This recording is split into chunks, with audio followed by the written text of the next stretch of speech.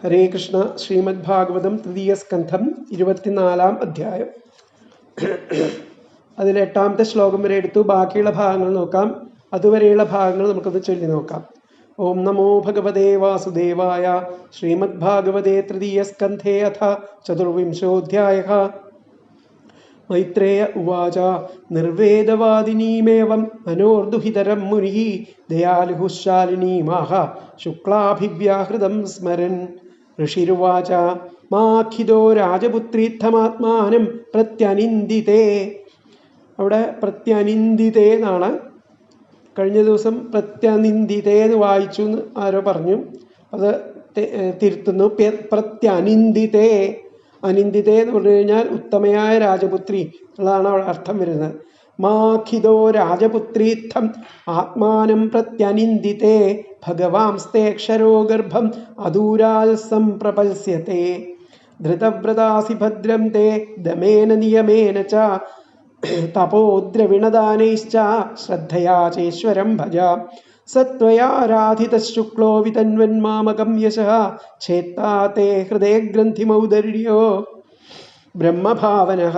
മൈത്രേയ ഉവാച ദേവഹൂത്യപി സന്ദേശം ഗൗരവേണ പ്രജാപതേഃ സമ്യക് ശ്രദ്ധായ പുരുഷം കൂടസ്ഥമഭജത് ഗുരും. തസ്യാം ബഹുതിഥേ കാലേ ഭഗവാൻ മധുസൂദനഃ കാർദമം വീര്യമാപന്നോ യജ്ഞേഗ്നിരിവ ദാരുണിഃ. അവാദയംസ്തദാ വ്യോംനീവാദിത്രാണി ഘനാഘനാഃ ഗായന്തി തം സ്മ ഗന്ധർവാ നൃത്യന്ത്യ അപ്സരസോ മുദാ. പേതുസ്സു മനസോ ദിവ്യാഃ ഖേചരൈരപവർജിതാഃ പ്രസേതുശ്ച ദിശഃ സർവാ അംഭാംസി ച മനാംസി ച. അടുത്തത് 9-ാമത്തെ ശ്ലോകം. തൽ കർദമാശ്രമപദം സരസ്വത്യാ പരിശ്രിതം സ്വയംഭൂഃ സാകം ഋഷിഭിർ മരീച്യാദിഭിർ അഭ്യയാത്. തത് കർദമാശ്രമപദം സരസ്വത്യാ പരിശ്രിതം സ്വയംഭൂഃ സാകം ഋഷിഭിർ മരീച്യാദിഭിർ അഭ്യയാത്. അപ്പൊ ആ ബ്രഹ്മാവ് സ്വയംഭൂ എന്ന് പറഞ്ഞു കഴിഞ്ഞാൽ ബ്രഹ്മാവ് ഈ മരീച്യാദികളും ഋഷിമാരോടുകൂടെ ആ കർദമാശ്രമം സരസ്വതി നദീ തീരത്താൽ ചുറ്റപ്പെട്ട കർദമാശ്രമത്തിലെ അവിടെ അഭ്യയാ ആ ബ്രഹ്മാവ് അവിടെ എഴുന്നള്ളി എന്നാണ് പറയുന്നത്. തൽ കർദമാശ്രമപദം. ആ കർദമാശ്രമ പദത്തിൽ സരസ്വതീ നദിയാൽ ചുറ്റപ്പെട്ട സരസ്വത്യാ പരിശ്രിതം അവിടെ സ്വയംഭൂഹു ആ ബ്രഹ്മാവ് സാകം ഋഷിഭിർ മരീച്യാദിഭിർ അഭ്യയാ ഋഷിമാര് ഒക്കെ അമരീച്ചാത് തുടങ്ങിയിരിക്കുന്ന ഋഷിമാരാൽ അവരോട് കൂടിയിട്ടാണ്. സാകം ഋഷിഭിർ മരീച്യാദിഭിർ അവരോട് കൂടിയിട്ട് ആ കർദമാശ്രമത്തിൽ അവിടെ എത്തി എന്നുള്ളതാണ് പറയുന്നത്. അപ്പൊ സ്വയംഭൂഹു ബ്രഹ്മാവ് മരീച്യാദിഭിഹി മരീചി മുതലായ ഋഷിഭിഹി സാകം ഋഷിമാരോടുകൂടെ സരസ്വതീ നദിയാൽ പരിശ്രിതം ചുറ്റപ്പെട്ട തൽ കർദമാശ്രമം പദം ആ കർദമാശ്രമ സ്ഥലത്ത് അഭ്യയ എഴുന്നള്ളി. ഒന്നും കൂടി പറയാം. സ്വയംഭൂഹു ആ ബ്രഹ്മാവ് മരീച്യാദിഭിഹി മരീചി മുതലായിട്ടുള്ള ഋഷിഭിഹി സാകം ഋഷിമാരോട് കൂടെ സരസ്വതീ നദിയാൽ പരിശ്രിതം ചുറ്റപ്പെട്ട തൽ ആ കർദമാശ്രമ പദം ആ കർദമാശ്രമ സ്ഥലത്ത് അഭ്യയാത് എഴുന്നള്ളി. അപ്പൊ അതിലത്തെ അന്വയം സ്വയംഭൂഹു മരീച്യാദിഭിഹി ഋഷിഭിഹി സാകം സരസ്വത്യാ പരിശ്രിതം തൽ കർദമാശ്രമപദം അഭ്യയാത്. ഒന്നും കൂടി പറയാം. സ്വയംഭൂഹു മരീച്യാദിഭിഹി ഋഷിഭിഹി സാകം സരസ്വത്യാ പരിശ്രിതം തൽ കർദമാശ്രമപദം അഭ്യയാത്. ബ്രഹ്മാവ് മരീചി തുടങ്ങിയ ഋഷിമാരോടുകൂടി ആ സരസ്വതീ നദിയാൽ ചുറ്റപ്പെട്ട ആ കർദമാശ്രമ സ്ഥലത്ത് എഴുന്നള്ളി. ബ്രഹ്മാവ് മരീചി മുതലായിട്ടുള്ള ഋഷിമാരോടുകൂടെ സരസ്വതീ നദിയാൽ ചുറ്റപ്പെട്ട ആ കർദമാശ്രമ പദം ആ കർദമാശ്രമ സ്ഥാനത്ത് എഴുന്നള്ളി. ബ്രഹ്മാവ് മരീചി തുടങ്ങിയവരോടുകൂടി സരസ്വതീ നദിയാൽ ചുറ്റപ്പെട്ട ആ കർദമാശ്രമ പ്രദേശത്ത് വന്നു. അപ്പൊ അതിൻ്റെ ആ വ്യാഖ്യാനം നമുക്ക് നോക്കാം.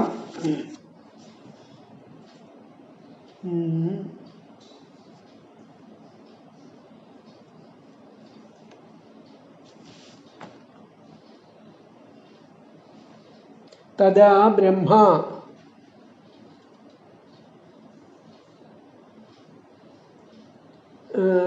ദേവ പുഷ്പവൃഷ്ടിഞ്ച ദിശ പ്രസേതു തദാ ബ്രഹ്മ സാഖ്യശാസ്ത്രപ്രവർത്തനായ ജാതം ഭഗവന്തം ജ്ഞാത്വാ. ആ സാഖ്യശാസ്ത്രപ്രവർത്തകനായിരിക്കുന്ന ആ കപിലമുനി ജനിച്ചു എന്നുള്ളത് മനസ്സിലാക്കിയിട്ട് ആ ഭഗവന്തം ജ്ഞാത്വാ ഭഗവാനെ അറിഞ്ഞുകൊണ്ട് മരീച്യാദിഭീസ മരീചി തുടങ്ങിയിട്ടുള്ള മഹർഷിമാരോട് കൂടി കർദമാശ്രമം പ്രാപ്യ കർദമാശ്രമപദത്തെ പ്രാപിച്ചു. ദേവന്മാർ ആ ദേവസ്ഥാനങ്ങളിലുള്ള പുഷ്പങ്ങളെ വർഷിച്ചത് ഭൂമിയിൽ വീണു. എല്ലാ ദിക്കുകളിലും ജലാശയങ്ങളിലെ ജലവും സർവപ്രാണികളുടെ മനസ്സുകളും പ്രസാദിച്ചു. പരിശുദ്ധയായ സരസ്വതി നദിയാൽ ചുറ്റപ്പെട്ടിരിക്കുന്ന കർദമമുനിയുടെ ആ പുണ്യാശ്രമ സ്ഥലത്തേക്ക് മരീച്യാദികളായ ഋഷികളോടുകൂടി ചേർന്ന് സാക്ഷാൽ ബ്രഹ്മദേവൻ ആദരപൂർവം ആഗമിച്ചു. തദാ ബ്രഹ്മ സാഖ്യശാസ്ത്രപ്രവർത്തനായ ജാതം ഭഗവന്തം ജ്ഞാത്വാ മരീച്യാദിഭി സഹ കർദമാശ്രമം പ്രാപ്യ. അടുത്ത ശ്ലോകം നമുക്ക് നോക്കാം.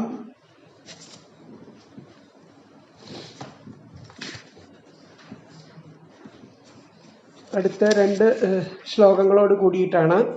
ഭഗവന്തം പരം ബ്രഹ്മ സത്വേനാംശേന ശത്രുഹൻ തത്വസംഖ്യാന വിജ്ഞാപ്തിയൈ ജാതം വിദ്വാനജസ്വരാട് സഭാജയൻ വിശുദ്ധേന ചേതസാ തച്ചികീർഷിതം പ്രഹൃഷ്യമാണൈർ അസുഭിഃ കർദമം ചേദമഭ്യധാത്. ഭഗവന്തം പരം ബ്രഹ്മ സത്വേനാംശേന ശത്രുഹൻ തത്വസംഖ്യാന വിജ്ഞപ്തൈ ജാതം വിദ്വാനജസ്വരാട് സഭാജയൻ വിശുദ്ധേന ചേതസാ തച്ചികീർഷിതം പ്രഹൃഷ്യമാണൈർ അസുഭിഃ കർദമം ചേദമഭ്യധാത്. കാമാദി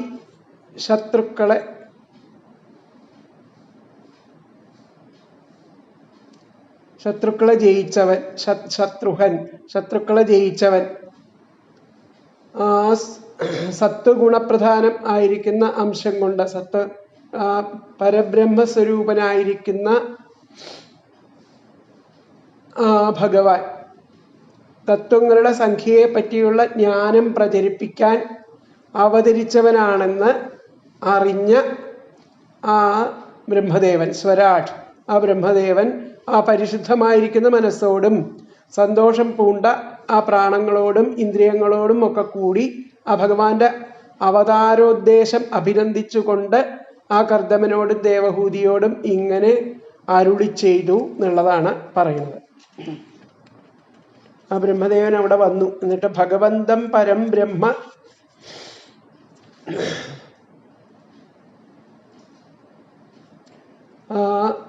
ഭഗവാനെ ആ പരബ്രഹ്മസ്വരൂപനായിരിക്കുന്ന ഭഗവാനെ ആ തത്വങ്ങളുടെ സംഖ്യയെ പറ്റിയുള്ള ജ്ഞാനം പ്രചരിപ്പിക്കാൻ അവതരിച്ചിരിക്കുന്നവനാണെന്ന് ആ കപിലനെ മനസ്സിലാക്കിയിട്ട് വിദ്വൻ അറിഞ്ഞിട്ട് ആ ബ്രഹ്മദേവൻ ഭഗവന്തം പരം ബ്രഹ്മ സത്വേനാംശേന ശത്രുഹൻ സാത്വികാംശം കൊണ്ട് ശത്രുക്കളെ ജയിച്ചിട്ടുള്ള തത്വസംഖ്യാന വിജ്ഞപ്തൈ ജാതം തത്വസംഖ്യകളുടെ ആ വിജ്ഞാനത്തെ ധരിച്ചിട്ടുള്ളവനായിരിക്കെ അതിനെ ധരിപ്പിക്കുവാൻ അവതരിച്ചിരിക്കുന്ന ജാതം വിദ്വാനായിരിക്കുന്ന ആ ഭഗവാനെ പറ്റി അറിഞ്ഞിട്ട് ബ്രഹ്മാവ് സഭാഷയൻ വിശുദ്ധേന പരിശുദ്ധ ചിത്തത്തോടുകൂടി ഭജിച്ചിട്ട് ചേതസ തച്ചികീർഷിതം പ്രഹൃഷ്യമാണീർ അസുഭി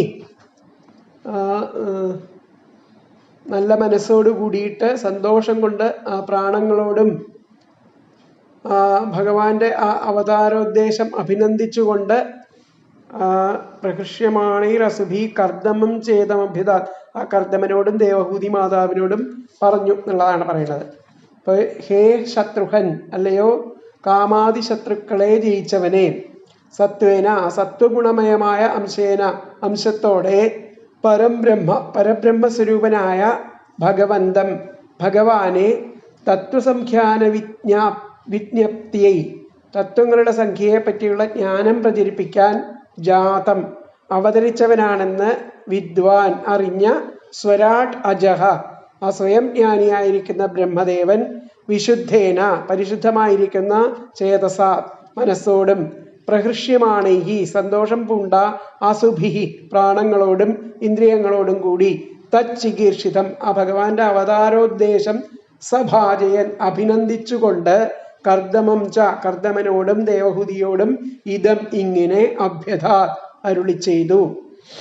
ഒന്നും കൂടി പറയാം.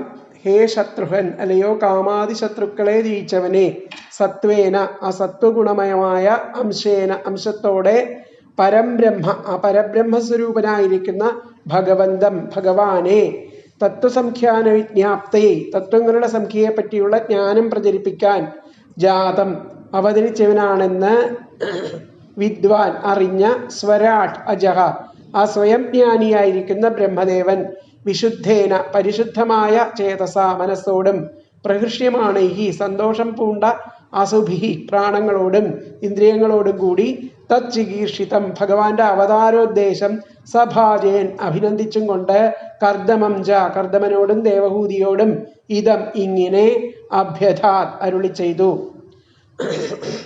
ആദ്യത്തെ ആ അന്വയം ഹേ ശത്രുഹൻ സത്വേന അംശേന പരംബ്രഹ്മ ഭഗവന്തം തത്വസംഖ്യാന വിജ്ഞപ്തൈ ജാതം വിദ്വാൻ സ്വരാട് അജഹ വിശുദ്ധേന ചേതസ പ്രഹൃഷ്യമാണൈഹി അസുഭിഹി തച്ചികീർഷിതം സഭാജയൻ കർദമം ഇദം അഭ്യഥാത്.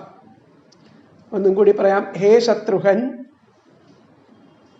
സത്വേന അംശേന പരംബ്രഹ്മ ഭഗവന്തം തത്വസംഖ്യാനം വിജ്ഞപ്തിയൈ ജാതം വിദ്വാൻ സ്വരാട് അജഹ വിശുദ്ധേന ചേതസ പ്രഹൃഷ്യമാണൈഹി അസുഭിഹി തച്ചികീർഷിതം സഭാജയത് കർദമം ച ഇദം അഭ്യഥാത്.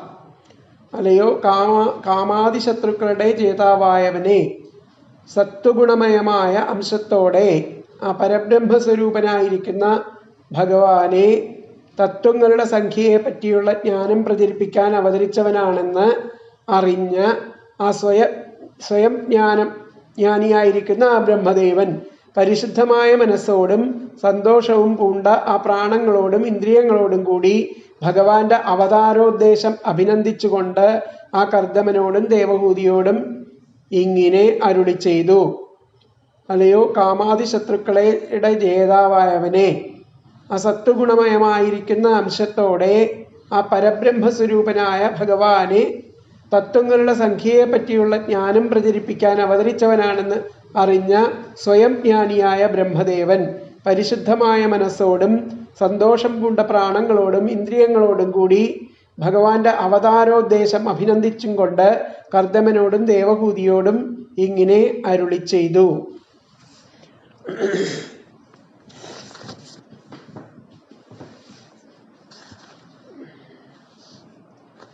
അപ്പോൾ കാമാദി ശത്രുക്കളെ ജയിച്ച വിതുര ഭഗവാൻ പരിശുദ്ധ സത്വം കൊണ്ട് ലോകത്തിൽ ആത്മജ്ഞാന തത്വം പ്രകാശിപ്പിക്കുവാൻ അവതരിച്ചിരിക്കുന്നതായ അറിഞ്ഞ് ആ വിശുദ്ധ ജ്ഞാനം ചേർന്ന ബ്രഹ്മാവ് മനസ്സുകൊണ്ട് ഭഗവാന്റെ സങ്കല്പത്തെ മാനിച്ച് കർദമനോടും ദേവഹൂതിയോടും ഇപ്രകാരം പറഞ്ഞു.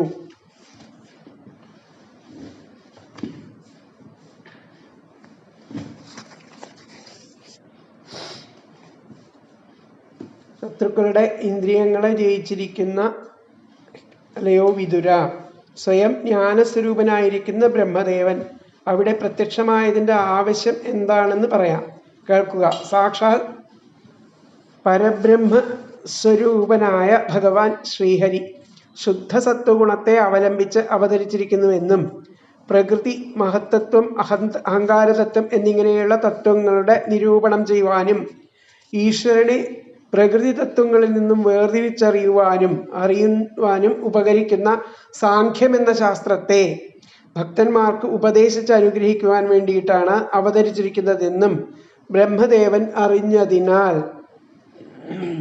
ഭഗവാന്റെ ആ ലോകാനുഗ്രഹത്തിനായിക്കൊണ്ടുള്ള ആ കാരുണ്യത്തെ അഭിനന്ദിപ്പാനും ഭഗവാന്റെ അവതാര സ്വാതന്ത്ര്യത്തെ കണ്ട് ആനന്ദിപ്പാനുമുള്ള താല്പര്യത്താൽ പരിശുദ്ധമായ മനസ്സോടുകൂടി സന്തോഷിച്ചിരിക്കുന്ന നേത്രാദികളായ ഇന്ദ്രിയങ്ങളോടും കൂടിയിരിക്കുന്ന ബ്രഹ്മാവ് ആശ്രമത്തിൽ ചെന്ന് കർദമ പ്രജാപതിയോട് ഈ വിധം പറഞ്ഞു എന്നുള്ളതാണ് പറയുന്നത്. അപ്പൊ ഇതിലത്തെ വ്യാഖ്യാനം നമുക്ക് നോക്കാം.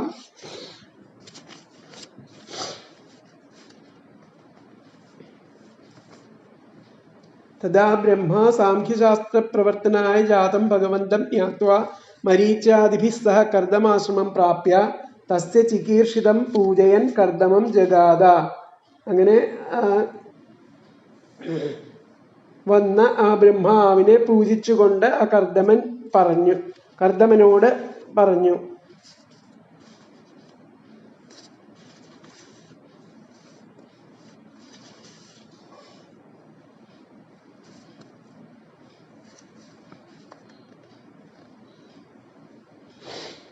ഇത്രേ പറയുന്നത്. തസ്യ ചികീർഷിതം പൂജയൻ കർദമം ജഗാദ നേരെ പറഞ്ഞിട്ടുള്ളത്. അപ്പൊ അടുത്ത ശ്ലോകം നമുക്ക് നോക്കാം.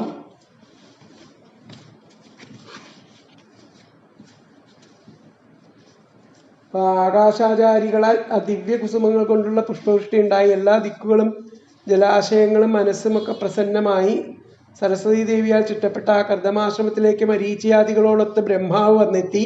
അല്ലയോ കാമാദികളായ ശത്രുക്കളെ ഹനിക്കുന്നവനായ വിതുര, പരബ്രഹ്മസ്വരൂപിയായിരിക്കുന്ന ഭഗവാൻ തത്വജ്ഞാനം പ്രകാശിപ്പിക്കുവാൻ തൻ്റെ സാത്വികാംശം കൊണ്ട് ജനിച്ചതായി അറിഞ്ഞ് വിദ്വാനും ജ്ഞാനിയുമായ ബ്രഹ്മാവ് കർദമനെയും ദേവഹൂതിയെയും ആദരിച്ചുകൊണ്ട് സന്തോഷത്തോടെ തൻ്റെ ഇംഗിതത്തെ അറിയിച്ചു എന്ന് പറഞ്ഞിട്ടാണ് ബ്രഹ്മോവാച അടുത്ത ശ്ലോകം പറയുന്നത്.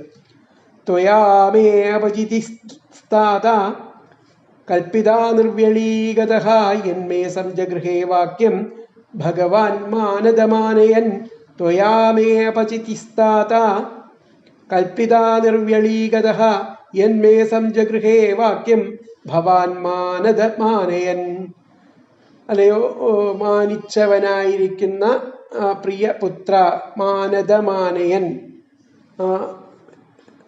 എന്നെ ആദരിച്ചിരിക്കുന്നതായിരിക്കുന്ന പ്രിയപുത്ര, നിന്നാൽ എനിക്ക് കാപട്യലേശം ഇല്ലാതെ ആദരവ് അർപ്പിക്കപ്പെട്ടു. കാപട്യലേശമില്ലാത്ത ആദരവ് അർപ്പിക്കപ്പെട്ടു. എങ്ങനെയെന്നാൽ എൻ്റെ വാക്ക് ആദരവോടെ അവിടുന്ന് സ്വീകരിച്ചു. പ്രജകളെ സൃഷ്ടിക്കണം എന്നുള്ള എൻ്റെ വാക്ക് അവിടുന്ന് ആദരവോടുകൂടി തന്നെ ഏറ്റെടുത്തു എന്നുള്ളതാണ് പറയുന്നത്. ത്വയാമേ അപചിതിസ്താത കൽപ്പിതാ നിർവ്യളീഗതഃ യന്മേ സംജഗൃഹേ വാക്യം ഭവാൻ മാനദമാനയൻ. പതിത്തെ പദങ്ങളെ ഹേ മാനദ താത, അല്ലയോ മാനിച്ചവനായിരിക്കുന്ന പ്രിയപുത്ര, ത്വയാ നിന്നാൽ മേ എനിക്ക് നിർവ്യളീകത കാപട്യമെന്നെ അപചിതിഹി കൽപ്പിത ആദരവ് അർപ്പിക്കപ്പെട്ടു. യത് എങ്ങനെ എന്നാൽ ഭവാൻ മേ ഭവാൻ എൻ്റെ വാക്യം വാക്ക് മാനയൻ ആദരവോടെ സംജഗൃഹേ സ്വീകരിച്ചു. എന്നുകൂടി പറയാം. ഹേ മാനദ താത, അല്ലയോ മാനിച്ചവനായിരിക്കുന്ന പ്രിയപുത്ര, ത്വയാ നിന്നാൽ മേ എനിക്ക് നിർവ്യളീകത കാപട്യമെന്നെ അപചിതിഹി കൽപ്പിത ആദരവ് അർപ്പിക്കപ്പെട്ടു. യത് എങ്ങനെ എന്നാൽ ഭവാൻ മേ ഭവാൻ എൻ്റെ വാക്യം വാക്ക് മാനയൻ ആദരവോടെ സംജഗൃഹേ സ്വീകരിച്ചു. അപ്പോൾ അതിലത്തെ അന്വയം ഹേ മാനദ താത ത്വയാ മേ നിർവ്യളീകത അപചിതിഹി കൽപ്പിത യത് ഭവാൻ മേ വാക്യം മാനയൻ സംജഗൃഹേ. ഹേ മാനദ താത ത്വയാ മേ നിർവ്യളീകത അപചിതിഹി കൽപ്പിത യത് ഭവാൻ മേ വാക്യം മാനയൻ സംജഗൃഹേ. അല്ലയോ മാനിച്ചവനായിരിക്കുന്ന പ്രിയപുത്ര, നിന്നാൽ എനിക്ക് കാപട്യമെന്നെ ആദരവ് അർപ്പിക്കപ്പെട്ടു. എങ്ങനെ എന്നാൽ ഭവാൻ എൻ്റെ വാക്ക് ആദരവോടെ സ്വീകരിച്ചു. അല്ലയോ മാനിച്ചവനായ പ്രിയപുത്ര, നിന്നാൽ എനിക്ക് കാപട്യമെന്നേ ആദരവ് അർപ്പിക്കപ്പെട്ടു. എങ്ങനെയെന്നാൽ ഭവാൻ എൻ്റെ വാക്യം ആദരവോടെ സ്വീകരിച്ചു. ബ്രഹ്മാവ് പറയുന്നു, അല്ലയോ എന്നെ മാനിച്ചവനായിരിക്കുന്ന പുത്ര, ഭവാൻ കാപട്യമില്ലാതെ എൻ്റെ വാക്കു പാലിച്ചു. വത്സ, ഈശ്വരബുദ്ധ്യ ലോകം മുഴുവൻ വന്ദിക്കുന്ന അങ്ങ് എൻ്റെ വാക്യം മാനിച്ച് അനുസരിച്ചല്ലോ. അങ്ങനെ ഭവാൻ എന്നെ നിഷ്കപടമായിട്ട് ആരാധിച്ചു. ഹേ എന്നെ മാനിച്ചിരിക്കുന്ന വത്സ, ഞാൻ ചെയ്ത കൽപ്പനയെ മാനിച്ചുകൊണ്ട് വേണ്ടതുപോലെ നിർവഹിച്ചു എന്നത് യാതൊന്നോ. അതിനാൽ പിതാവായ എൻ്റെ നേർക്ക് പുത്രനായ നീ ചെയ്യേണ്ടതായ മുറ കപടം കൂടാതെ അനുഷ്ഠിച്ചിരിക്കുന്നു. പിതാവിൻ്റെ ആജ്ഞ എന്തായിരുന്നാലും ബഹുമാനപൂർവം അതിനെ അംഗീകരിക്കേണ്ടത് പുത്രന്മാരുടെ ധർമ്മമാകുന്നു. പിതാവിൽ പുത്രന്മാർ പ്രകാശിപ്പിക്കേണ്ടതായ ഉപചാരം ഇത്ര തന്നെ ആകുന്നു. അതിലത്തെ ആ വ്യാഖ്യാനം നമുക്ക് നോക്കാം.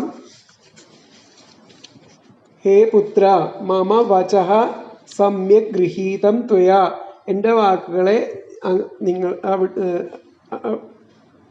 നീ വളരെ സമ്യക്കാകേണ്ട വിധത്തിൽ അതിനെ ഗ്രഹിച്ചു, ചെയ്യപ്പെട്ടു, വാക്കുകളെ അനുസരിച്ചു എന്നർത്ഥം. ഹേ പുത്ര, മമ വചഃ സമ്യക് ഗൃഹീതം ത്വയാ ഉള്ളതാണ് അതിലത്തെ ആ വ്യാഖ്യാനത്തിൽ പറയുന്നത്. അപ്പം അടുത്ത ശ്ലോകം. ഏതാവത്യേവ ശുശ്രൂഷാ കാര്യാ പിതരിപുത്രകൈഃ ബാഢമിത്യനുമന്യേത ഗൗരവേണ ഗുരോർവചഃ. ഏതാവത്യേവ ശുശ്രൂഷാ കാര്യാ പിതരിപുത്രകൈഃ ബാഢമിത്യാനുമന്യേത ഗൗരവേണ ഗുരോർവചഃ. ആ പിതൃവാക്യത്തെ വളരെ ബഹുമാനത്തോട് കൂടിയിട്ട് ശരിയെന്ന് പറഞ്ഞ് അതിനെ അനുസരിക്കുക. പുത്രന്മാരാൽ ആ പിതാവിങ്കൽ ചെയ്യപ്പെടേണ്ട ഉപചാരം ഇത്രമാത്രം ആണ്.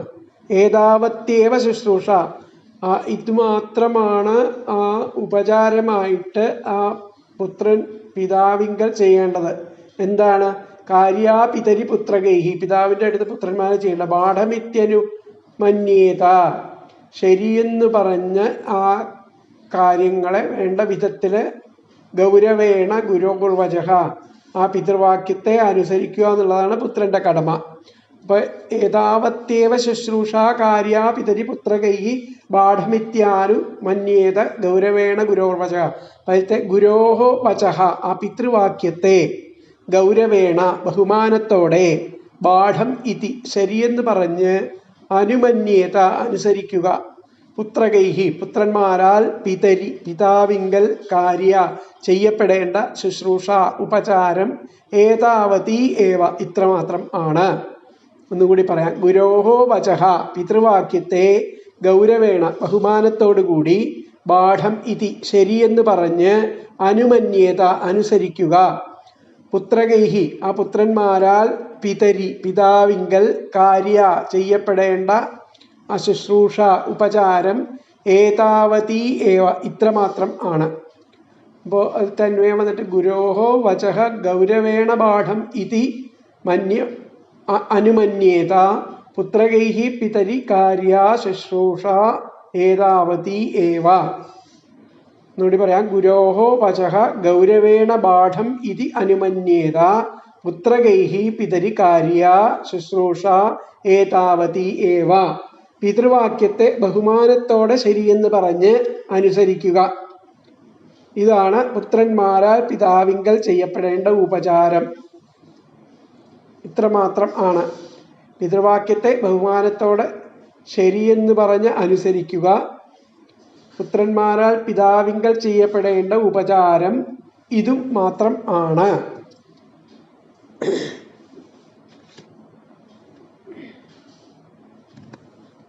ഗുരുവാക്യം അതേ ഗൗരവത്തോടെ സ്വീകരിക്കുക എന്നാണ് ആ പുത്രന്മാരെ സംബന്ധിച്ചിടത്തോളം പിതാവിൻ്റെ നേർക്ക് ചെയ്യേണ്ടതായിരിക്കുന്ന ഏറ്റവും വലിയ ശുശ്രൂഷ. ഉത്തമനായിട്ടുള്ള വത്സ,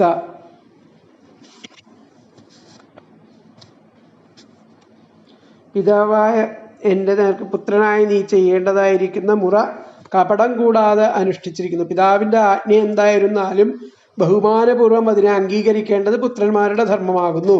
പിതാവിൽ പുത്രന്മാർ പ്രകാശിപ്പിക്കേണ്ടതായിട്ടുള്ള ഉപചാരം ഇത്ര തന്നെ എന്ന് പറയുന്നു.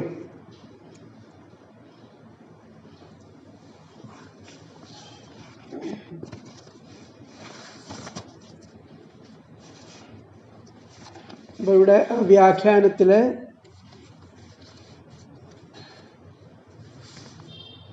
പിതരി പുത്രകൈർ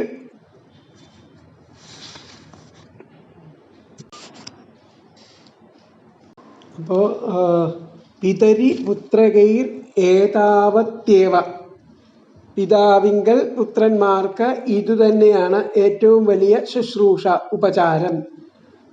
എന്താണ്? കാര്യ ഗുരോർവചോ, പിതൃവാക്യം വേണ്ട വിധത്തിൽ ഗൗരവേണ ബാഠമിത്യനുമന്യതേതി, അതിന് വേണ്ട വിധത്തിൽ അതിനെ അനുസരിക്കുക, ശരിയാണെന്ന് ധരിച്ച് അതിന് വേണ്ട വിധത്തിൽ അനുസരിക്കുക. ഇത്യേതി യത്, അതാണ് ആ പിതാവിങ്കൽ പുത്രന്മാർക്ക് ചെയ്യാനുള്ള ഏറ്റവും വലിയ ഉപചാരം. പിതരി പുത്രകൈർ ഏതാവത്യേവ ശുശ്രൂഷ കാര്യ ഗുരോർവചോ ഗൗരവേണ ബാഠമിത്യനുമന്യേതേതി യത് എന്നുള്ളതാണ് ആദ്യത്തെ വ്യാഖ്യാനം വരുന്നത്. അപ്പോൾ അതാണ് ഏതാവത്യേവ ശുശ്രൂഷ കാര്യ പിതരി പുത്രകൈഹി ബാഠമിത്യനുമന്യേത ഗൗരവേണ ഗുരോർവച. അടുത്ത ശ്ലോകം ഇമാ ദുഹിതരസഭ്യ തവ വത്സസുമധ്യമാ സർഗമേദം പ്രഭാവൈഹി സ്വൈർബ്രഹ്മയിഷ്യന്ത്യനേകഥ. ഇമാ ദുഹിതരഃ സഭ്യ തവ വത്സസുമധ്യമാ സർഗമേതം പ്രഭാവൈഹി സ്വൈർബ്രഹ്മയിഷ്യന്ത്യനേകഥ. അല്ലയോ ഉത്തമനായിരിക്കുന്ന ഉണ്ണി, നിന്റെ ഈ സുന്ദരികളായിരിക്കുന്ന പുത്രിമാർ അവരുടെ ആ പ്രഭാവത്താൽ ഈ വിശ്വസൃഷ്ടിയെ നാനാപ്രകാരേണ വർദ്ധിപ്പിക്കും. ആ പ്രജാ സൃഷ്ടി ഈ അങ്ങയുടെ പുത്രിമാരൻ വഴി ഇവിടെ നടക്കും എന്നുള്ളതാണ്. ഇമാ ദുഹിതരഃ സഭ്യ തവ വത്സസുമധ്യമാഹ സർഗമേതം പ്രഭാവൈഹി സ്വൈർബ്രഹ്മയിഷ്യന്ത്യനേകഥ. പതിത്തെ പദങ്ങൾ ഹേ സഭ്യ വത്സ, അല്ലയോ ഉത്തമനായിരിക്കുന്ന ഉണ്ണി. ആ കർദമ പ്രജാപതിയോട് പറയാണ്, തവ നിന്റെ, ഇമാഹ സുമധ്യമാഹ ഈ സുന്ദരികളായിരിക്കുന്ന ദുഹിതരഹ പുത്രിമാർ, സ്വൈഹി താന്താങ്ങളുടെ, പ്രഭാവൈഹി പ്രഭാവത്താൽ, ഏതം സർഗം ഈ വിശ്വസൃഷ്ടിയെ, അനേകഥ ഈ വിശ്വസൃഷ്ടിയെ അനേകമായിട്ട്, നാനാപ്രകാരേണ ബ്രഹ്മയിഷ്യന്തി വർദ്ധിപ്പിക്കും. ഒന്നും കൂടി പറയാം. ഹേ സഭ്യ വത്സ, അല്ലയോ ഉത്തമനായ ഉണ്ണി, തവ നിന്റെ, ഇമാഹ സുമധ്യമാഹ ഈ സുന്ദരികളായിരിക്കുന്ന ദുഹിതരഹ പുത്രിമാർ, സ്വൈഹി താന്താങ്ങളുടെ, പ്രഭാവൈഹി പ്രഭാവത്താൽ, ഏതം സർഗം ഈ വിശ്വസൃഷ്ടിയെ, അനേകഥ നാനാപ്രകാരേണ ബ്രഹ്മയിഷ്യന്തി വർദ്ധിപ്പിക്കും. അപ്പോൾ അതിലത്തെ അന്വയം ഹേ സഭ്യ വത്സ തവ ഇമാഹ സുമധ്യമാഹ ദുഹിതരഹ സ്വൈഹി പ്രഭാവൈഹി ഏതം സർഗം അനേകഥാ ബ്രഹ്മയിഷ്യന്തി. ഒന്നും കൂടി പറയാം. ഹേ സഭ്യ വത്സ തവ ഇമാ സുമധ്യമാഹ ദുഹിതരഹ സ്വൈഹി പ്രഭാവൈഹി ഏതം സർഗം അനേകഥാ ബ്രഹ്മയിഷ്യന്തി. അലയോ ഉത്തമനായിരിക്കുന്ന ഉണ്ണി, നിന്റെ ഈ സുന്ദരികളായ പുത്രിമാർ താന്താങ്ങളുടെ പ്രഭാവത്താൽ ഈ വിശ്വസൃഷ്ടിയെ നാനാപ്രകാരേണ വർദ്ധിപ്പിക്കും. അല്ലയോ ഉത്തമനായിരിക്കുന്ന ഉണ്ണി, നിന്റെ ഈ സുന്ദരിമാരായ പുത്രിമാർ താന്താങ്ങളുടെ പ്രഭാവത്താൽ ഈ വിശ്വസൃഷ്ടിയെ നാനാപ്രകാരമായിട്ട് വർദ്ധിപ്പിക്കും. സഭായോഗ്യനായവനെ, കുഞ്ഞെ, അങ്ങയുടെ സുന്ദരിമാരായ ഈ പുത്രിമാർ തങ്ങളുടെ വംശം കൊണ്ട് ഈ സൃഷ്ടിയെ പലതരത്തിൽ വികസിതം ആക്കി തീർക്കും. അതുകൊണ്ട് ഹേ ഉത്തമനായിരിക്കുന്ന വത്സ, സുന്ദരാംഗികളായിരിക്കുന്ന നിന്റെ ഈ പുത്രിമാർ, 9 പുത്രിമാരുണ്ടായതാണ്, അവരുടെ മാഹാത്മ്യങ്ങളിൽ ഈ ലോക സൃഷ്ടിയെ ബഹുവിധത്തിൽ അഭിവൃദ്ധിപ്പെടുത്തും.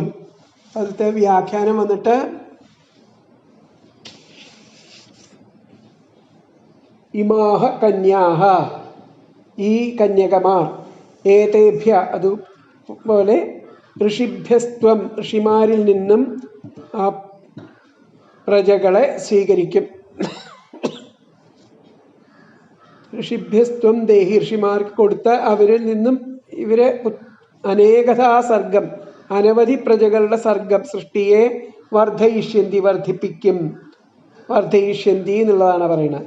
ഹേ പുത്ര മമ വചഃ സമ്യക് ഗൃഹീതം ത്വയാ പിതരി പുത്രൈകരേതാവത്യേവ ശുശ്രൂഷ കാര്യ ഗുരോർവചോ ഗൗരവേണ ബാഠമിത്യനു മന്യേതേതി യത് ഇമാഹ കന്യാഹ, ഈ കന്യകമാ, ഏതേഭ്യ ഇപ്രകാരം ഋഷിഭ്യസ്ത്വം ദേഹി, ഋഷിമാരാൽ കൊടുക്കപ്പെട്ട, താ അനേകഥ അനവധി സർഗം പ്രജകളെ വർദ്ധയിഷ്യന്തി വർദ്ധിപ്പിക്കും, പ്രജകളെ സൃഷ്ടിച്ച് വർദ്ധിപ്പിക്കുന്ന അർത്ഥം. ഹേ പുത്ര മമ വചഃ സമ്യക് ഗൃഹീതം ത്വയാ ഇമാഹ കന്യാഹ ഏതേഭ്യ ഋഷിഭ്യസ്ത്വം ദേഹി താഹ അനേകഥാ സർഗം വർദ്ധയിഷ്യന്തി എന്നുള്ളതാണ് ശ്ലോകത്തിന്റെ വ്യാഖ്യാനം. അപ്പൊ അടുത്ത ശ്ലോകം. അധസ്ത്വം ഋഷിമുഖ്യേഭ്യോ യഥാശീലം യഥാരുചി ആത്മജാഃ പരിദേഹ്യദ്യ വിസ്തൃണീഹി യശോഭുവി. അതുകൊണ്ട് ഭവാൻ അധസ്ത്വം ഋഷിമുഖ്യേഭ്യോ യഥാശീലം യഥാരുചി ആത്മജാഃ പരിദേഹ്യദ്യ വിസ്തൃണീഹി യശോഭുവി. അതിനാൽ ഭവാൻ ഇപ്പോൾ തന്നെ ഈ പുത്രിമാരെ സ്വഭാവാനുസാരണയും ഇഷ്ടാനുസാരേണയും ഉള്ള ഋഷിമാർക്ക്, ഋഷിശ്രേഷ്ഠന്മാർക്ക് വിവാഹം ചെയ്തു കൊടുക്കുക. ഭൂമിയിൽ കീർത്തിയെ അങ്ങനെ പരത്തുക. വിസ്തൃണീഹി പരത്തുക. അധഃ പദങ്ങൾ. അധഃ അതിനാൽ, ത്വം ഭവാൻ, അദ്യ ഇപ്പോൾ തന്നെ, ആത്മജാഹ ഈ പുത്രിമാരെ, യഥാശീലം സ്വഭാവാനുസാരേണയും യഥാരുചി ആ ഇഷ്ടാനുസാരേണയും ഋഷിമുഖ്യേഭ്യ ഋഷിശ്രേഷ്ഠന്മാർക്ക് പരിദേഹി, പരിദേഹി എന്ന് പറഞ്ഞു കഴിഞ്ഞാൽ വിവാഹം ചെയ്തു കൊടുക്കുക. അങ്ങനെ ഭുവി യശഃ ആ ഭൂമിയിൽ കീർത്തിയെ വിസ്തൃണീഹി പരത്തുക. ഒന്നും കൂടി പറയാം. അതഃ അതിനാൽ, ത്വം ഭവാൻ, അദ്യ ഇപ്പോൾ തന്നെ, ആത്മജാഹ പുത്രിമാരെ, യഥാശീലം സ്വഭാവാനുസാരേണയും യഥാരുചി ഇഷ്ടാനുസാരേണയും ഋഷിമുഖ്യേഭ്യ ഋഷിശ്രേഷ്ഠന്മാർക്ക് പരിദേഹി വിവാഹം ചെയ്തു കൊടുക്കുക. അങ്ങനെ ഭുവി യശഃ ഭൂമിയിൽ കീർത്തിയെ വിസ്തൃണീഹി പരത്തുക, ഭൂമിയിൽ കീർത്തിയെ പരത്തുക. അപ്പൊ ഇതിലത്തെ അന്വയം വന്നിട്ട് അതഃ ഭവാൻ അദ്യ ആത്മജാഃ യഥാശീലം യഥാരുചിം ഋഷിമുഖ്യേഭ്യഃ പരിദേഹി ഭുവി യശഃ വിസ്തൃണീഹി.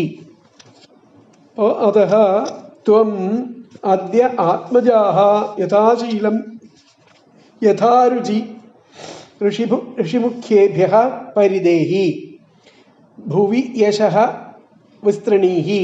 അതുകൊണ്ട് ആ ഭവാൻ ഇപ്പോൾ തന്നെ ഈ പുത്രിമാരെ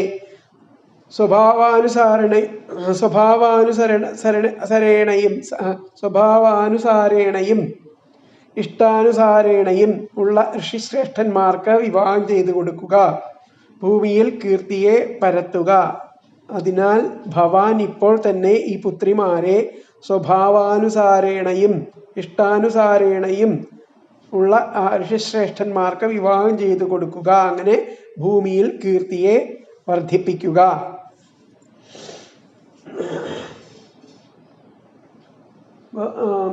അതിനാൽ അങ്ങ് ഇപ്പോൾ പുത്രിമാരെ മരീചി തുടങ്ങിയിരിക്കുന്ന ആ ഋഷിശ്രേഷ്ഠന്മാർക്ക് അവരുടെ ശീലം, അഭിരുചി മുതലായവയനുസരിച്ച് വിവാഹം കഴിച്ചു കൊടുക്കുക. അതുവഴി ലോകത്തിൽ യശസ് പരത്തുക. അതുകൊണ്ട് ഏ പുത്ര, നിന്റെ ഈ പുത്രിമാരെ അവരുടെ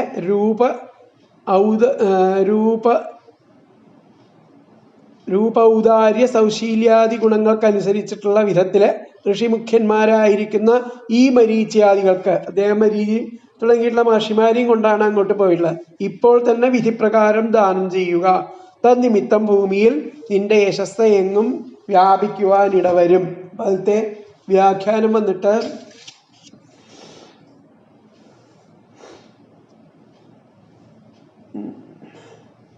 തേന തവ, അതുകൊണ്ട് അങ്ങയുടെ യശോഭുവി, അങ്ങയുടെ ഭൂമിയിലുള്ള യശസ്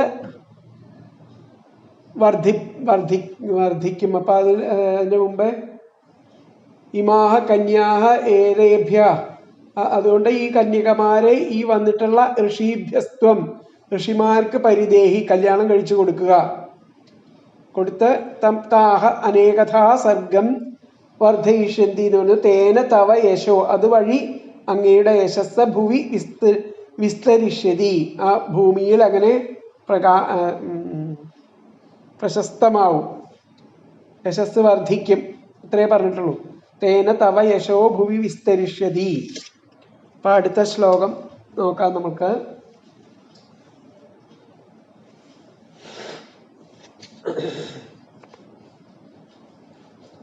വേദാഹമാദ്യം പുരുഷമവതീർണം സ്വമായയാ ഭൂതാനാം ശേവധിം ദേഹം ബിഭ്രാണം കപിലം മുനേ.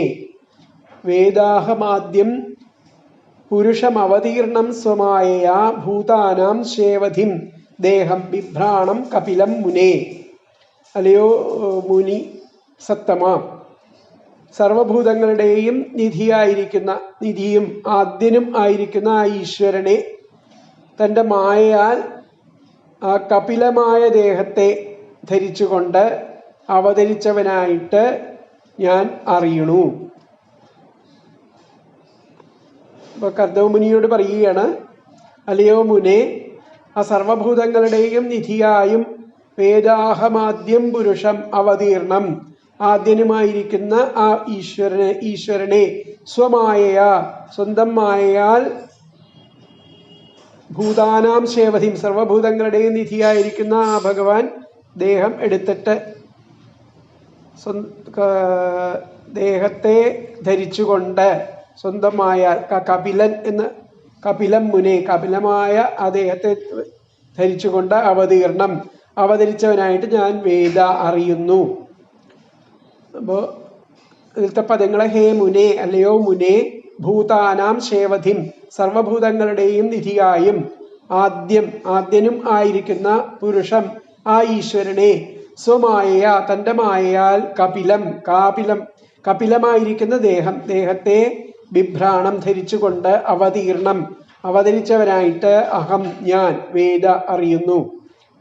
അല്ലയോ മുനെ, ഭൂതാനാം ശേവധിം, ആ സർവഭൂതങ്ങളുടെയും നിധിയായിട്ടുള്ളവനും ആദ്യനുമായിരിക്കുന്ന പുരുഷം ഈശ്വരനെ സ്വമായയാ, തൻ്റെ മായയാൽ കപിലമായിരിക്കുന്ന ദേഹത്തെ ബിഭ്രാണം ധരിച്ചുകൊണ്ട് അവതരിച്ചവനായിട്ട് അഹം ഞാൻ വേദ അറിയുന്നു.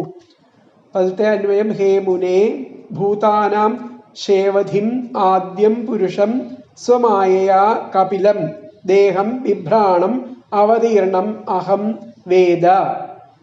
ഹേ മുനെ, ഭൂതാനാം ശേവധിം ആദ്യം പുരുഷം സ്വമായയാ കപിലം ദേഹം ബിഭ്രാണം അവതീർണം അഹം വേദ. അല്ലയോ മുനെ, സർവഭൂതങ്ങളുടെ നിധിയായും ആദ്യനും ആയ ആ ഈശ്വരനെ തൻ്റെ മായയാൽ കപിലമായ ദേഹത്തെ ധരിച്ചുകൊണ്ട് അവതരിച്ചവനായിട്ട് ഞാൻ അറിയുന്നു.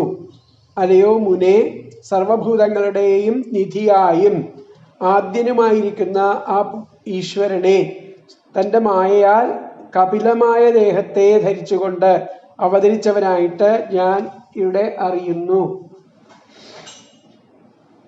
സർവ ജീവികൾക്കും നിധി പോലെ സർവാഭീഷ്ടവും കൊടുക്കുന്ന ശരീരം സ്വീകരിച്ച ഈ കപിലമൂർത്തിയെ താൻ യോഗമായാൽ അവതാരമെടുത്ത സാക്ഷാൽ ആദിപുരുഷനായിട്ട് ഞാൻ അറിയുന്നു എന്ന് പറയുകയാണ് ആ ബ്രഹ്മദേവൻ. സർവലോകത്തിൻ്റെയും ആദികാരണഭൂതനായിരിക്കുന്ന പരമപുരുഷൻ സ്വമായാശക്തിയെ അംഗീകരിച്ചിട്ട് ഹേ മുനെ, സർവപ്രാണികൾക്കും പരമപുരുഷാർത്ഥത്തെ സാധിപ്പിക്കുന്നതാകയാൽ അവർക്കുള്ള ഒരു മഹാനിധിക്ക് തുല്യം ആയിരിക്കുന്ന ആ കപിലദേഹത്തെ അംഗീകരിച്ച് അവതരിച്ചിരിക്കുന്നതിനെ ഞാൻ അറിയുന്നു എന്നുള്ളതാണ് ആ ശ്ലോകത്തിൻ്റെ അർത്ഥമായിട്ട് പറയുന്നത്. അപ്പം അതിലത്തെ വ്യാഖ്യാനം വന്നിട്ട്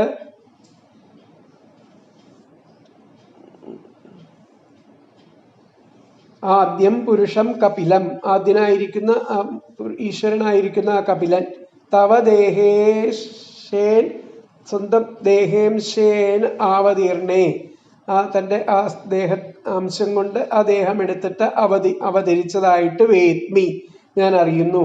ആദ്യം പുരുഷം കപിലം തവ ദേഹേംശേന ആവതീർണം വേദ്മി. ആദ്യം പുരുഷം കപിലം തവ ദേഹേംശേന ആവതീർണം വേദ്മി, കപിലൻ അവതരിച്ചതായിട്ട് ഞാൻ അറിയുന്നു എന്ന് പറയണു. അപ്പൊ അടുത്ത രണ്ട് ശ്ലോകങ്ങൾ കൂടിയിട്ടാണ്. ജ്ഞാനവിജ്ഞാനയോഗേന കർമ്മണാം ഉദ്ധരൻ ജഡാ ഹിരണ്യകേശ പത്മാക്ഷഃ പത്മമുദ്രാപദാംബുജഃ ഏഷ മാനവി തേ ഗർഭം പ്രവിഷ്ടകൈടഭാർദന അവിദ്യാ സംശയഗ്രന്ഥിം ഛിത്വാ ഗാം വിചരിഷ്യതി. ജ്ഞാനവിജ്ഞാനയോഗേന കർമ്മണാമുദ്ധരൻ ജഡാഃ ഹിരണ്യകേശ പത്മാക്ഷ പത്മമുദ്രാപദാംബുജഃ ഏഷ മാനവി തേ ഗർഭം പ്രവിഷ്ട കൈടഭാർദനഃ അവിദ്യാ സംശയഗ്രന്ഥിം ഛിത്വാ ഗാം വിചരിഷ്യതി. അല്ലയോ മനുപുത്രി, മാനവി എന്ന് പറഞ്ഞ മനുപുത്രി, കൈടഭാര്യയായിരിക്കുന്ന ഈ മഹാവിഷ്ണു, ഏഷ കൈടഭാർദനഃ, ആ മഹാവിഷ്ണു, ഹിരണ്യകേശ, പൊൻനിറമുള്ള തലമുടിയോടും, പത്മാക്ഷഃ, താമരദളങ്ങൾ പോലുള്ള നേത്രങ്ങളോടും, പത്മമുദ്രാപദാംബുജഃ, താമരപ്പൂവിന്റെ അടയാളമുള്ള പാദകമലത്തോടും കൂടിയവനായിട്ട്, തേ ഗർഭം, നിന്റെ ഗർഭത്തിൽ, പ്രവേശിച്ചവനായിട്ട്, ജ്ഞാനവിജ്ഞാനയോഗേന, ജ്ഞാനം വിജ്ഞാനം ഇവയാൽ കർമ്മങ്ങളുടെ വേരുകളെ അറുത്ത്, കർമ്മണാം ജഡാഹ ഉദ്ധരൻ, കർമ്മങ്ങളുടെ ആ വേരുകളെ അറുത്ത് അവിദ്യാകൽപിതമായിരിക്കുന്ന ആ മിഥ്യാബോധം വന്ന ഹൃദയഗ്രന്ഥിയെ, അവിദ്യാ സംശയഗ്രന്ഥം, അവിദ്യാകൽപിതമായിരിക്കുന്ന മിഥ്യാബോധം വന്ന ആ ഹൃദയഗ്രന്ഥിയെ ഛേദിച്ച് ഭൂമിയിൽ സഞ്ചരിക്കും. അതാണ് ജ്ഞാനവിജ്ഞാനയോഗേന കർമ്മണാമുദ്ധരൻ ജഡാ ഹിരണ്യകേശഃ പത്മാക്ഷഃ പത്മമുദ്രാപദാംബുജഃ ഏഷ മാനവി തേ ഗർഭം പ്രവിഷ്ടകൈടഭാർദനഃ അവിദ്യാ സംശയഗ്രന്ഥിം ഛിത്വാ ഗാം വിചരിഷ്യതി. പതുത്തെ പദങ്ങളെ, ഹേ മാനവി, അല്ലയോ മനുപുത്രി, ഏഷ കൈടഭാർദനഃ, ആ കൈടഭാരിയായിരിക്കുന്ന മഹാവിഷ്ണു, ഹിരണ്യകേശഃ, പൊൻനിറമുള്ള തലമുടിയോടും, പത്മാക്ഷഃ, താമരദളങ്ങൾ പോലുള്ള നേത്രങ്ങളോടും, പത്മമുദ്രാപദാംബുജഃ, താമരപ്പൂവിന്റെ അടയാളമുള്ള പദകമലത്തോടും കൂടിയവനായിട്ട്, തേ ഗർഭം, നിന്റെ ഗർഭത്തെ, പ്രവേശിച്ചവനായിട്ട്, ജ്ഞാനവിജ്ഞാനയോഗേന, ജ്ഞാനം വിജ്ഞാനം ഇവയാൽ, കർമ്മണാം, കർമ്മങ്ങളുടെ ജടാഹ, വേരുകളെ, ഉദ്ധരൻ, അറുത്ത്, അവിദ്യാ സംശയഗ്രന്ഥം, അവിദ്യാകൽപിതമായിരിക്കുന്ന മിഥ്യാബോധം വന്ന ഹൃദയഗ്രന്ഥിയെ, ഛിത്വ, ഛേദിച്ച്, ഗാം, ഭൂമിയിൽ, വിചരിഷ്യതി, സഞ്ചരിക്കും. ഹേ മാനവി, അല്ലയോ മനുപുത്രി, ഏഷഃ കൈടഭാർദനഃ, ഈ കൈടഭാരിയായിരിക്കുന്ന മഹാവിഷ്ണു, ഹിരണ്യകേശഃ, പൊൻനിറമുള്ള തലമുടിയോടും, പത്മാക്ഷഃ, താമരദളങ്ങൾ പോലുള്ള നേത്രങ്ങളോടും, പത്മമുദ്രാപദാംബുജഃ, താമരപ്പൂവിന്റെ അടയാളമുള്ള പദകമലത്തോടും കൂടിയവനായിട്ട്, തേ ഗർഭം, നിന്റെ ഗർഭത്തെ, പ്രവേശിച്ചവനായിട്ട്, ജ്ഞാനവിജ്ഞാനയോഗേന, ജ്ഞാനം വിജ്ഞാനം ഇവയാൽ, കർമ്മണാം, കർമ്മങ്ങളുടെ ജടാഹ, പേരുകളെ, ഉദ്ധരൻ, അറുത്ത്, അവിദ്യാ സംശയഗ്രന്ഥിം, അവിദ്യാകൽപിതമായിരിക്കുന്ന മിഥ്യാബോധം വന്ന ഹൃദയഗ്രന്ഥിയെ, ഛിത്വ, ഛേദിച്ച്, ഗാം, ഭൂമിയിൽ, വിചരിഷ്യതി, സഞ്ചരിക്കും. പദത്തെ അന്വയം, ഹേ മാനവി, ഏഷഃ കൈടഭാർദനഃ ഹിരണ്യകേശഃ പത്മാക്ഷഃ പത്മമുദ്രാപദാംബുജഃ തേ ഗർഭം പ്രവിഷ്ട ജ്ഞാനവിജ്ഞാനയോഗേന കർമ്മണാം ജടാഃ ഉദ്ധരൻ അവിദ്യാസംശയഗ്രന്ഥം ഛിത്വാ ഗാം വിചരിഷ്യതി. ഒന്നുകൂടി പറയാം. ഹേ മാനവി, ഏഷ കൈടഭാർദനഃ ഹിരണ്യകേശഃ പത്മാക്ഷഃ പത്മമുദ്രാപദാംബുജഃ തേ ഗർഭം പ്രവിഷ്ടഃ ജ്ഞാനവിജ്ഞാനയോഗേന കർമ്മണാം ജടാഃ ഉദ്ധരൻ അവിദ്യാസംശയഗ്രന്ഥം ഹിച്ഛിത്വാ ഗാം വിചരിഷ്യതി. അല്ലയോ മനുപുത്രി, കൈടഭാരിയായിരിക്കുന്ന മഹാവിഷ്ണു പൊന്നിറമുള്ള തലമുടിയോടും താമരദളങ്ങൾ പോലുള്ള നേത്രങ്ങളോടും താമരപ്പൂവിന്റെ അടയാളമുള്ള പത്മകമലത്തോടും കൂടിയവനായിട്ട് നിന്റെ ഗർഭത്തിൽ പ്രവേശിച്ചവനായിട്ട് ജ്ഞാനം വിജ്ഞാനം ഇവയാൽ കർമ്മങ്ങളുടെ വേരുകളെ അറുത്ത് അവിദ്യാകൽപിതമായിരിക്കുന്ന മിഥ്യാബോധം എന്ന ഹൃദയഗ്രന്ഥിയെ ഛേദിച്ച് ഭൂമിയിൽ അവതാരം സഞ്ചരിക്കും എന്ന് പറയണം. അല്ലയോ മനുപുത്രി, കൈടഭാരിയായിരിക്കുന്ന മഹാവിഷ്ണു പൊന്നിറമുള്ള തലമുടിയോടും താമരദളങ്ങളോ പോലുള്ള നേത്രങ്ങളോടും താമരപ്പൂവിന്റെ അടയാളമുള്ള പാദകമലത്തോടും കൂടിയവനായിട്ട് നിന്റെ ഗർഭത്തിൽ പ്രവേശിച്ചവനായിട്ട് ആ ജ്ഞാനം വിജ്ഞാനം ഇവയാൽ കർമ്മങ്ങളുടെ വേരുകളെ അറുത്ത് ആ മിഥ്യാബോധം ആയിരിക്കുന്ന ഹൃദയഗ്രന്ഥിയെ ഛേദിച്ച് ഇങ്ങനെ സഞ്ചരിക്കും എന്ന് പറയാണ്. അപ്പോ മനുപുത്രി സ്വർണം നിറമാർന്ന മുടിയുള്ളവനും താമരക്കത്ത കണ്ണുകളുള്ളവനും പത്മാതി ചിഹ്നം ചേർന്ന പാദമാർന്നവനുമായ ആ സർവേശ്വരൻ ജ്ഞാനവിജ്ഞാനങ്ങളാകുന്ന ആ ഉപായത്താൽ കർമ്മവാസന നശിപ്പിക്കുന്നതിന് നിന്റെ ഗർഭത്തിൽ പ്രവേശിച്ചിരിക്കുന്നു. അവൻ അജ്ഞാനം സംശയം എന്നിവയുടെ രൂപാന്തരമായിരിക്കുന്ന നിന്റെ ഹൃദയഗ്രന്ഥി ഛേദിച്ച് ഭൂമിയിൽ സഞ്ചരിക്കും.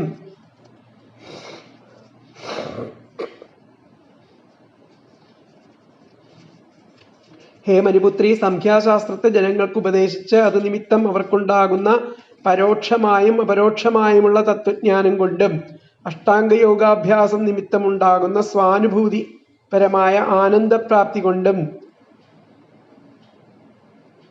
ജനങ്ങളുടെ ഭക്തന്മാരുടെ ജന്മജന്മാന്തര കർമ്മവാസനകളെ നശിപ്പിച്ച് മോക്ഷപദത്തെ പ്രാപിക്കുവാനുള്ള കാരുണ്യത്തെ വഹിച്ചും കൊണ്ടുമുള്ള സ്വർണ്ണ നിറമുള്ള കേശങ്ങളോടും താമരപ്പൂ പോലുള്ള നേത്രങ്ങളോടും താമരപ്പൂവിന്റെ ആകൃതിയിലുള്ള രേഖകളോട് കൂടിയ പാദപത്മങ്ങളോടും കൂടെ നിന്റെ ഗർഭത്തിൽ പ്രവേശിച്ച് അവതരിക്കുന്ന ആ കൈടഭാരിയായിരിക്കുന്ന ഈ ശ്രീനാരായണൻ നിന്റെ അജ്ഞാനത്തെയും തന്നിമിത്തമുള്ള ശരീരാഭിമാനത്തെയും മോചിപ്പിച്ച ശേഷം ഭൂമിയിൽ സഞ്ചരിക്കും. ഭഗവാന്റെ അവതാര പ്രയോജനത്തെ ഉപദേശിച്ചുകൊണ്ട് ആ ദേവഭൂതിയുടെ ഭാഗ്യാതിശയത്തെക്കുറിച്ച് അഭിനന്ദിച്ചുകൊണ്ട് പറയുന്നു. അപ്പൊ ഇതിൽ വന്നിട്ടുള്ള ആ വ്യാഖ്യാനം നമുക്ക് നോക്കാം. ജ്ഞാനവിജ്ഞാനയോഗേന, അദ്ദേഹം ആ കപിലമൂർത്തിയായിട്ട് അവതരിച്ച് അദ്ദേഹത്തിന്റെ ജ്ഞാനവും വിജ്ഞാനവും ചേർന്നിട്ടുള്ള ആ യോഗം കൊണ്ട് കർമ്മവാസനകളെ ഉൽപാടയിഷ്യതി, അതിനെ ഇല്ലാതെയാക്കുന്നു, കർമ്മവാസനകളെ ഇല്ലാതെയാക്കുന്നു. ഹേ മാനവി, അങ്ങനെ അല്ലയോ മനുപുത്രി, കൈടഭാരിസ്തേ, ഈ കൈടഭാരി അങ്ങയുടെ ഗർഭം പ്രവിഷ്ട, ഗർഭത്തിൽ പ്രവേശിക്കുന്നു. അയം തവ അവിദ്യാസംശയഗ്രന്ഥിം, അദ്ദേഹം അങ്ങയുടെ അവിദ്യാസംശയങ്ങളുടെ ഗ്രന്ഥിയെ ഛിത്വ, ഭേദിച്ചിട്ട് ഗാം വിചരിഷ്യതി, ഈ ലോകത്തില് സഞ്ചരിക്കുന്നു. ഒന്നുകൂടി പറയാം. ജ്ഞാനവിജ്ഞാനയോഗേന കർമ്മണാം വാസന ഉൽപാടയിഷ്യതി. അഥ ഹേ മാനവി കൈടഭാരിസ്തേ ഗർഭം പ്രവിഷ്ട അയം തവ വിദ്യാസംശയഗ്രന്ഥിം ഛിത്വാ ഗാം വിചരിഷ്യതി. ഒന്നും കൂടി പറയാം. ജ്ഞാനവിജ്ഞാനയോഗേന കർമ്മണാം വാസനാ ഉൽപാടയിഷ്യതി. അഥ ഹേ മാനവി കൈടഭാരിസ്തേ ഗർഭം പ്രവിഷ്ട അയം തവ വിദ്യാസംശയ ഗ്രന്ഥിം ഛിത്വാ ഗാം വിചരിഷ്യതി. അതാണ് ഇതിലത്തെ വ്യാഖ്യാനത്തിൽ പറയുന്നത്. 19ാമത്തെ ശ്ലോകം. അയം സിദ്ധഗണാധീശ സാംഖ്യചാരീ സുസമ്മതഃ ലോകേ കപില ഇത്യാഖ്യാം ഗന്ധാതേ കീർത്തിവർദ്ധനഃ. അങ്ങനെ ഭവതിയുടെ ആ പുത്രൻ സിദ്ധഗണാധീശ, സിദ്ധന്മാരിൽ അഗ്രഗണ്യനായിരിക്കുന്ന, സാംഖ്യാചാര്യന്മാരിൽ സുസമ്മതനായിരിക്കുന്ന, സൽകീർത്തിമാനായിരിക്കുന്ന ലോകത്തിൽ കപിലൻ എന്ന പേരിനെ പ്രാപിച്ച് ഇവിടെ ഇരിക്കുന്നു. അയം സിദ്ധഗണാധീശ സാംഖ്യാചാരീ സുസമ്മത ലോകേ കപില ഇത്യാഖ്യാം ഗന്ധാതേ കീർത്തിവർദ്ധന.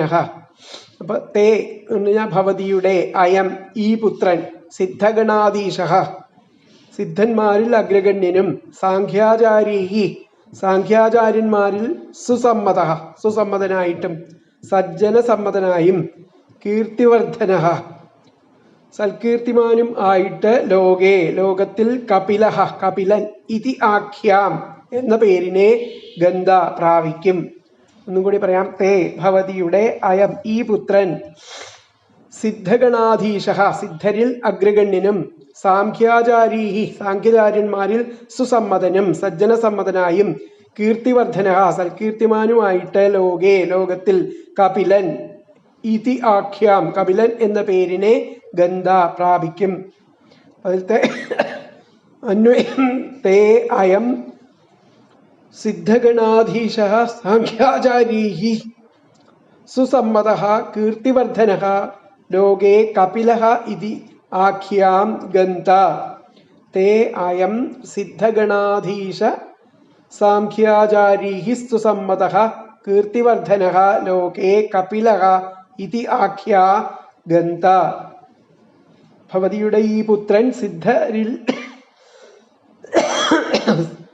സിദ്ധരിൽ അഗ്രഗണ്യനും, സാംഖ്യാചാര്യന്മാരിൽ സജ്ജനസമ്മതനായും, സൽകീർത്തിമാനുമായിട്ട്, ലോകത്തിൽ കപിലൻ എന്ന പേരിനെ പ്രാപിക്കും.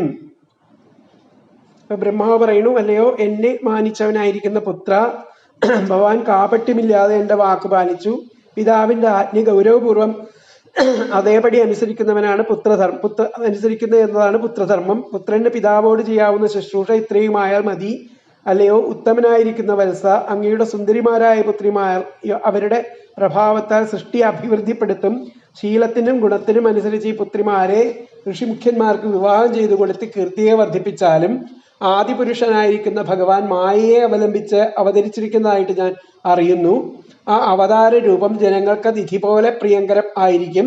ബ്രഹ്മാവ് ദേവഹൂതിയോട് പറയുന്നു, അല്ലയോ മനുപുത്രി, സ്വർണവർണ്ണമുള്ള മുടിയോടും താമര പോലത്തെ കണ്ണുകളോടും പാദതലത്തിൽ താമര അടയാളത്തോടും കൂടിയ കൈടഭാരി ആയിരിക്കുന്ന ആ ഭഗവാൻ നിന്റെ ഗർഭത്തിൽ പ്രവേശിച്ചിരിക്കുന്ന അദ്ദേഹമാണ്. ആ പുത്രൻ ജ്ഞാനം വിജ്ഞാനം ഇത്യാദികളാൽ കർമ്മവാസനകളെ ഉന്മൂലനാശം ചെയ്യുന്നവനായും, അവിദ്യയാൽ ഉണ്ടാകുന്ന സംശയമാകുന്ന ഗ്രന്ഥിയെ ഛേദിക്കുന്നവനായും ലോകത്തിൽ സഞ്ചരിക്കും. ഇദ്ദേഹം സിദ്ധന്മാർക്കെല്ലാം അധിപനായി തീരും. സാംഖ്യാചാര്യന്മാർക്ക് നല്ല സമ്മതനും ആകും. കപിലൻ എന്ന പേരിൽ ലോകപ്രസിദ്ധനായി തീരുന്ന ഇദ്ദേഹം നിന്റെ കീർത്തിയും വർദ്ധിപ്പിക്കും. കപിലൻ എന്നാൽ ചെമ്പിച്ച വർണ്ണത്തോട് കൂടിയവൻ. കപിലം പീതം ആദിത്യ പുരുഷം ഇത്യാദി ഭാവദീപം. അപ്പോ ഇദ്ദേഹം എല്ലാ സിദ്ധന്മാർക്കും നിയന്താവും സാംഖ്യശാസ്ത്രന്മാരാൽ മാനിതനും അങ്ങയുടെ കീർത്തി വർദ്ധിപ്പിക്കുന്നവനുമായിട്ട് ലോകത്തിൽ കപിലൻ എന്ന പേരിൽ പ്രസിദ്ധനായിട്ട് തീരും. ഈ ഭഗവാനെ ലോകത്തിലുള്ളവർ കപിലൻ എന്ന നാമധേയത്താൽ ആരാധിക്കും. പ്രകൃതി പുരുഷ തത്വങ്ങളെക്കുറിച്ച് ഇതിനു മുമ്പ് വിവരിച്ച ആചാര്യന്മാരെല്ലാവരും ഈ മഹാത്മാവിൻ്റെ ശാസ്ത്ര സാരാംശത്തെ ആനന്ദിച്ച് ആരാധിക്കും. യോഗശാസ്ത്രത്തെ അഭ്യസിക്കുന്നവർക്കുള്ള നിരതിശയാനന്ദത്തെ നൽകുന്ന ഈശ്വരനായിട്ടും പരമഗുരുവായിട്ടും നിന്റെ കീർത്തിയെ വർദ്ധിപ്പിക്കുന്ന സൽപുത്രനായിട്ടും ഭവിക്കും. അപ്പൊ ഇതിലത്തെ വ്യാഖ്യാനത്തില് അയം സിദ്ധഗണാധീശോ, ആ പുത്രൻ സിദ്ധഗണന്മാരിൽ ഈശ്വരനായിട്ട്, ലോകത്തിൽ കപില ഇതി കപിലൻ എന്ന പേരിൽ നാമ പ്രാപ്സ്യതി. അയം സിദ്ധഗണാധീശോ ലോകേ കപില ഇതി നാമ പ്രാപ്സ്യതി. ഇതാണ് അതിലത്തെ വ്യാഖ്യാനം. ഇത്രയും ഭാഗങ്ങൾ നിങ്ങൾ അറിഞ്ഞിരിക്കുക. ബാക്കി ഭാഗങ്ങൾ അടുത്ത ക്ലാസ്സിൽ എടുക്കാം. ഹരേ കൃഷ്ണ.